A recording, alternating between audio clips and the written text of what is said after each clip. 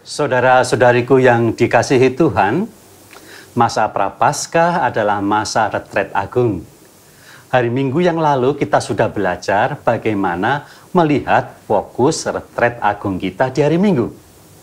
Sekarang, mari kita lihat fokus retret kita, spiritualitas dasar kita hari ini.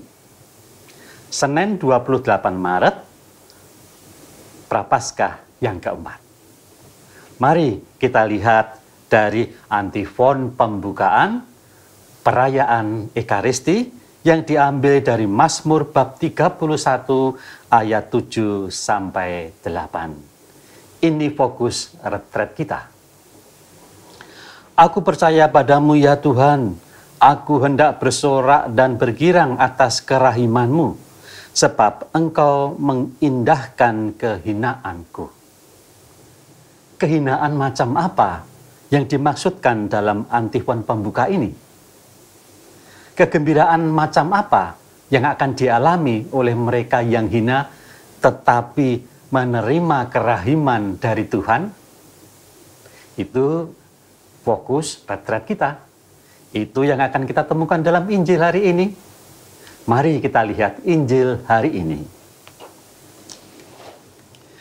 Injil hari ini diambil dari Injil Yohanes bab 4 ayat 43 sampai 54. Sekali peristiwa Yesus berangkat dari Samaria dan pergi ke Galilea. Sebab ia sendiri telah bersaksi bahwa seorang nabi tidak dihormati di negerinya sendiri. Setelah Yesus tiba di Galilea, orang-orang Galilea pun menyambut dia karena mereka telah melihat segala sesuatu yang dikerjakan Yesus di Yerusalem pada pesta itu, sebab mereka sendiri pun turut ke pesta itu. Maka Yesus kembali ke Kana di Galilea, di mana ia membuat air menjadi anggur. Dan di Kapernaum ada seorang pegawai istana yang anaknya sedang sakit. Kapernaum itu jauh loh dari Kana, pasti memakan waktu 1-2 hari dalam perjalanan. Saya ulangi lagi. Di Kapernaum ada seorang pegawai istana yang anaknya sakit. Ketika pegawai itu mendengar bahwa Yesus telah datang dari Yudea ke Galilea, pergilah ia kepadanya, lalu meminta supaya Yesus datang dan menyembuhkan anaknya, sebab anaknya itu hampir mati.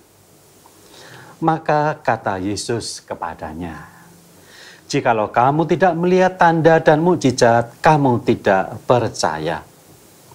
Pegawai istana itu berkata kepadanya, "Tuhan, datanglah sebelum anakku mati." Kata Yesus kepadanya, "Pergilah, anakmu hidup." Orang itu percaya akan perkataan yang dikatakan Yesus kepadanya, lalu pergi. Ketika ia masih di tengah jalan, hamba-hambanya telah datang kepadanya dengan kabar bahwa anaknya hidup. Ia bertanya kepada mereka, pukul berapa anak itu mulai sembuh? Jawab mereka, "Kemarin siang pukul 1 demamnya hilang." Maka teringatlah ayah itu bahwa pada saat itulah Yesus berkata kepadanya, "Anakmu hidup." Lalu ia percaya, ia dan seluruh keluarganya. Dan itulah tanda kedua yang dibuat Yesus ketika ia pulang dari Yudea ke Galilea. Menarik bukan?